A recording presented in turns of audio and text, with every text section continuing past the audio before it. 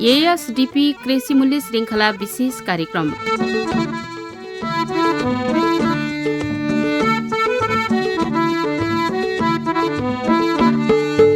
नमस्कार, एएसडीपी कृषि मूल्य श्रृङ्खला विशेष कार्यक्रमबाट प्राविधिक साथी लाल सिंह मेजार, साथी भानुभक्त खड्का र डम्बर आचार्य तपाईलाई हार्दिक स्वागत गर्दछौं।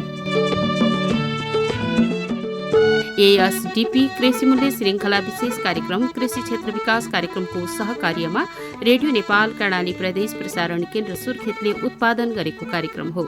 तपाईले यो कार्यक्रम रेडियो नेपाल कर्णाली प्रदेश प्रसारण केन्द्रको मिडियम वेभ 576 किलोहर्ज, एफएम ब्यान्डमा 100 र 103 मेगाहर्जका साथै अनलाइनमा www.onlineradionepal.gov.np र हाम्रो फेसबुक लाइभमा हरेक साताको शुक्रबार बेलुकी 5:45 बजेदेखि करिब 6 बजेसम्म सुन्न सक्नुहुन्छ। आजको कार्यक्रममा हामी मूल्य श्रृङ्खला अवधारणामा कृषि क्षेत्र विकास सम्बन्धी जानकारीका साथै केही गतिविधि लिएर उपस्थित भएका छौं।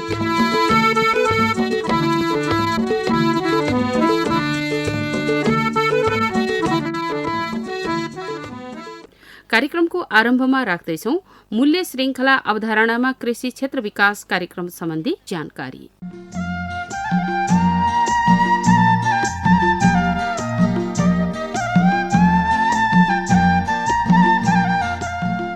कृषि क्षेत्र विकास कार्यक्रम नेपाल सरकारको मूल्य श्रृङ्खला अवधारणामा आधारित कार्यक्रम हो।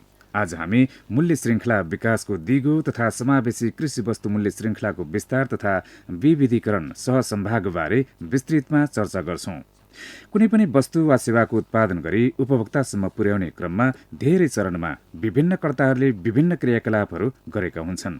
जस्तै गोलभेडा उत्पादन गरी उपभोक्ताको भान्सासम्म पुग्दासम्म मलखाद बिक्रीकर्ताले मलखाद उपलब्ध गराउँछ भने किसानले गोलभेडा उत्पादन गर्छ।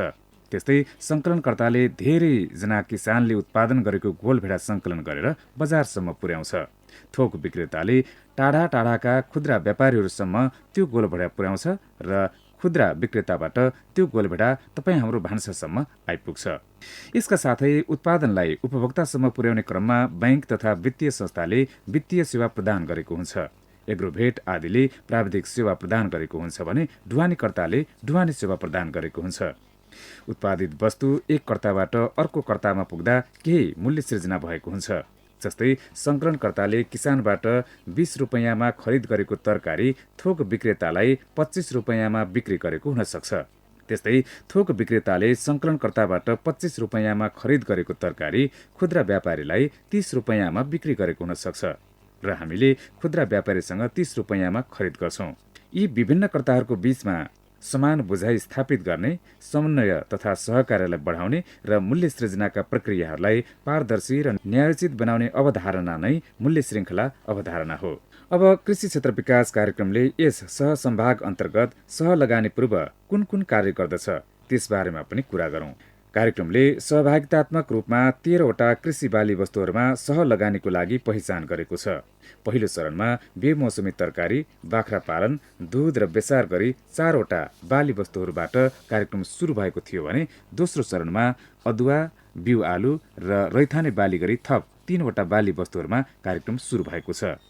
कृषि क्षेत्र विकास कार्यक्रमले सरकारवालाहरूसँग सहभागितात्मक रूपमा पहिचान गरिएका 13 वटै बाली वस्तुको विकासको लागि रणनीतिक लगानी योजना तयार गरेको छ। कार्यक्रमले कुनै पनि ती रणनीतिक लगानी योजनालाई बहु सरकारवाला गोष्ठी आयोजना गरी प्रमाणीकरण गर्दछ। बहु सरकारवाला गोष्ठीमा कृषि व्यवसायी, विक्रेता, किसान, समूह, सहकारी, सेवा प्रदायक सङ्घ संस्था, वित्तीय संस्था, सरकारी निकायका पदाधिकारीहरू आदिको बीचमा आपसी छलफललाई प्रेरित गर्दै व्यावसायिक सम्भावनाहरूको खोजी गरिन्छ। यसबाट किसान र कृषि व्यवसायी, किसान र सेवा प्रदायक तथा कृषि व्यवसायी र सेवा प्रदायक आदिको बीचमा व्यावसायिक सम्बन्धको सुरुवात भएपछि कार्यक्रमले थप अन्तर्क्रिया कार्यक्रमहरू आयोजना गरेर व्यावसायिक सम्बन्धलाई सम्झौताको माध्यमबाट सुनिश्चित बनाउने काममा सहजीकरण गर्दछ। कार्यक्रमले गर्ने सम्पूर्ण सहलगानीका क्रियाकलापहरू यही बहुसरोकारवाला गोष्ठीबाट निर्देशित हुनुपर्ने व्यवस्था गरिएको छ।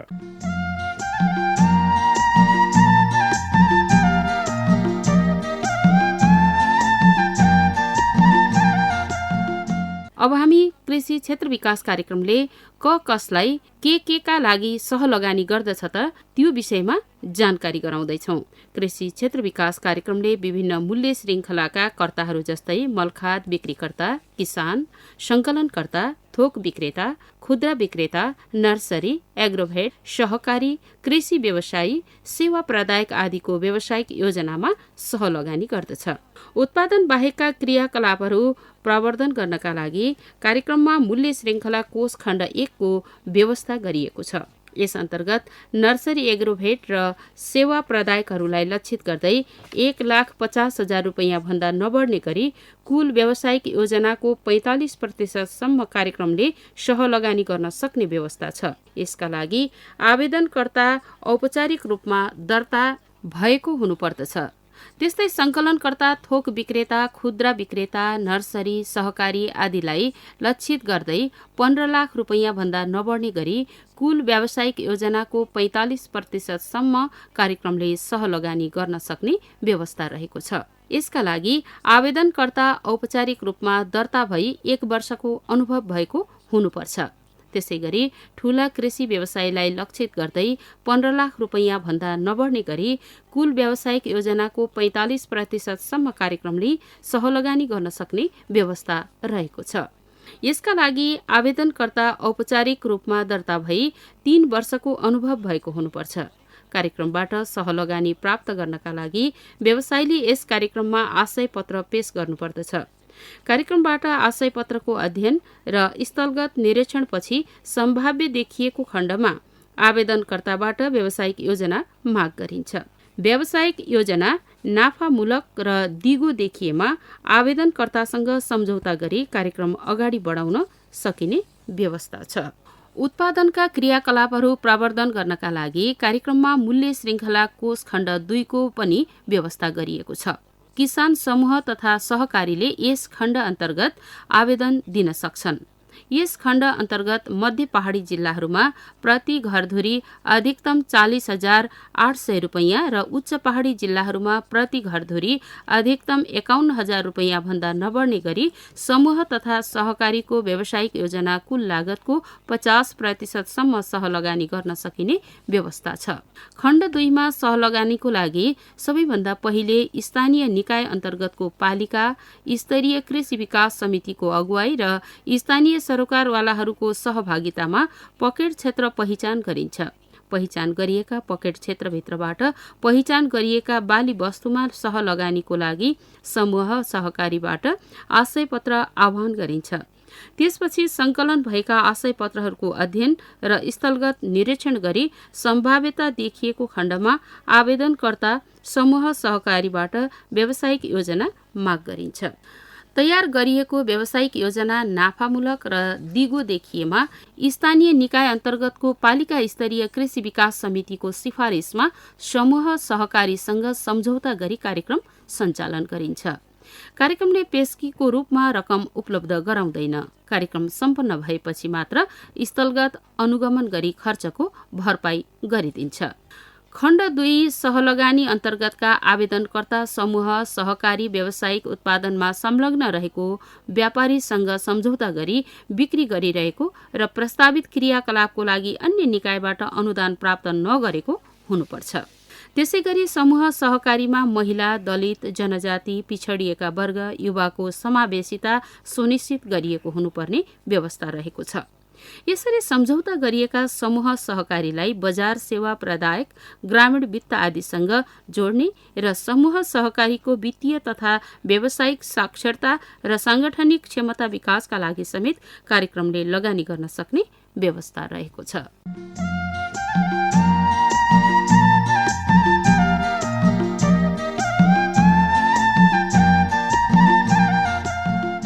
कार्यक्रमको अन्त्यमा कृषि क्षेत्र विकास कार्यक्रमका केही गतिविधिहरू। कृषि क्षेत्र विकास कार्यक्रम लागू भएको सिद्धकुमाख गाउँपालिका, आठबीसकोट र नलगाड नगरपालिकामा नगर प्रमुख, वडा अध्यक्ष, कृषि विकास समितिका पदाधिकारी तथा सरोकारवालाहरू बीच गत हप्ता समीक्षा तथा योजना तर्जुमा गोष्ठी सम्पन्न भएको छ।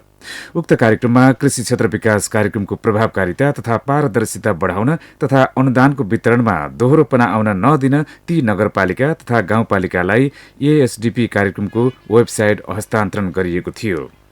त्यसैगरी गत हप्ता नै जुम्ला कार्यालय समन्वय इकाइ चन्दननाथमा वित्तीय शिक्षा तथा व्यावसायिक साक्षरता कक्षा सम्बन्धी समीक्षा गोष्ठी सम्पन्न भएको छ।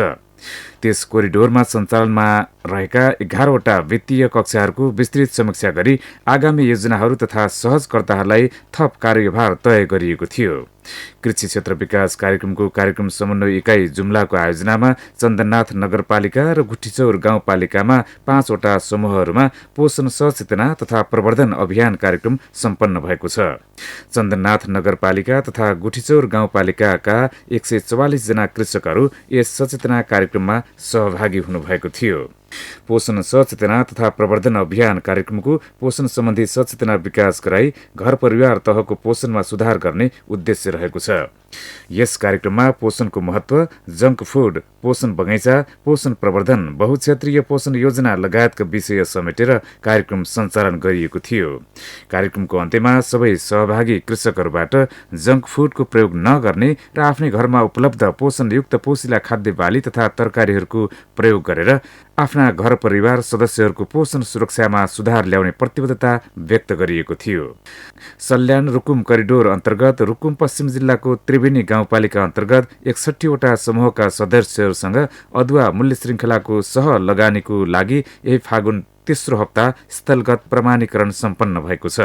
अहिलेसम्म कृषि क्षेत्र विकास कार्यक्रमले 348वटा समूह तथा सहकारीसँग बेमौसमी तरकारी, खसी बोका, दूध र बेसार मूल्य श्रृङ्खलाका लागि सम्झौता सम्पन्न भएको छ।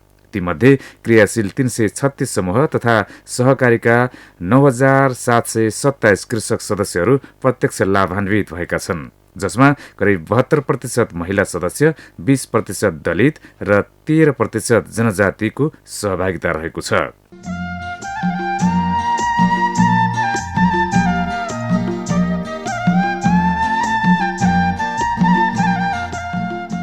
यसै गतिविधि सँगसँगै एएसडीपी कृषिमा मूल्य श्रृङ्खला विशेष कार्यक्रम आजलाई यति नै।